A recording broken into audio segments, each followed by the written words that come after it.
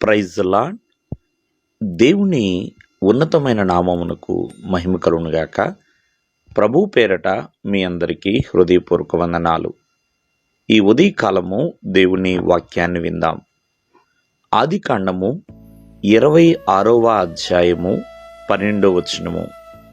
ఇస్సాకు ఆ దేశమందున్న వాడై విత్తనము వేసి ఆ సంవత్సరము నూరంతుల ఫలము పొందెను.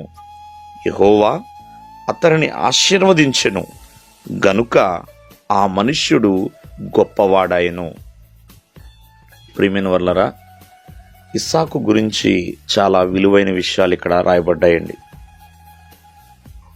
గొప్పగా చెప్పాలంటే ఇస్సాకు దీవించబడ్డాడు, గొప్ప చేయబడ్డాడు. దేవుని ఆశీర్వాదమును నూరంతులుగా తను పొందుకున్నాడు. మరి ఇస్సాకు దీవించబడ్డానికి గల కారణం ఏంటి అని ఆలోచన చేస్తే, ప్రియమైన వల్లరా, ఇస్సాకు జీవితంలో కరువు అనేది వచ్చిందండి. ఆ కరువు వచ్చినప్పుడు ఇస్సాకు కృంగిపోలేదు, భయపడలేదు. ఆ కరువు వచ్చిన దినమును బట్టి తను దేవుని మాట విన్నాడు. ఆ సమయంలో దేవుని వాక్కు తనకు ప్రత్యక్షమైనప్పుడు దేవుడు ఏం చెప్పాడో అది చేశాడు. కాబట్టే ఎక్కడికి వెళ్ళమన్నాడో అక్కడికి వెళ్ళాడు, ఎక్కడ నివాసం చేయమన్నాడో ఆ దేశంలో నివాసం చేశాడండి. ఒక మాటలో చెప్పాలంటే దేవుడు చెప్పినది ఇస్సాకు చేశాడు. అందుకనే తను దీవించబడ్డాడు. అలాగే ఆ యొక్క కరువుల్లో కూడా దేవుని యొక్క వాగ్దానాన్ని తను నమ్మాడండి. దేవుని వాగ్దానాన్ని తను నమ్మాడు. నమ్మి విశ్వాస జీవితంలో ముందుకు కొనసాగి ఉన్నాడు.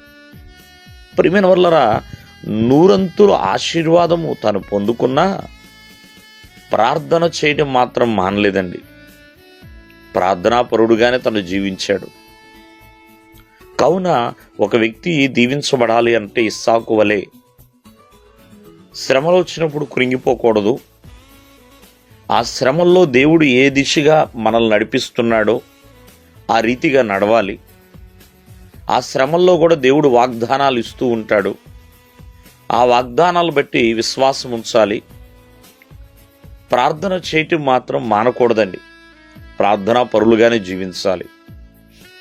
అప్పుడు దీవించబడ్డానికి, నూరంతల ఫలము పొందడానికి, ఇస్సాకు వలె గొప్పగా అవటము మొదలు పెడతా ఉంటామండి. కావున గొప్ప చేయబడతాం, దేవుని యొక్క ఆశీర్వాదాన్ని పొందుకుంటాం. దేవుడు మిమ్మల్ని ఆశీర్వదించునుగాక. ఆమేన్.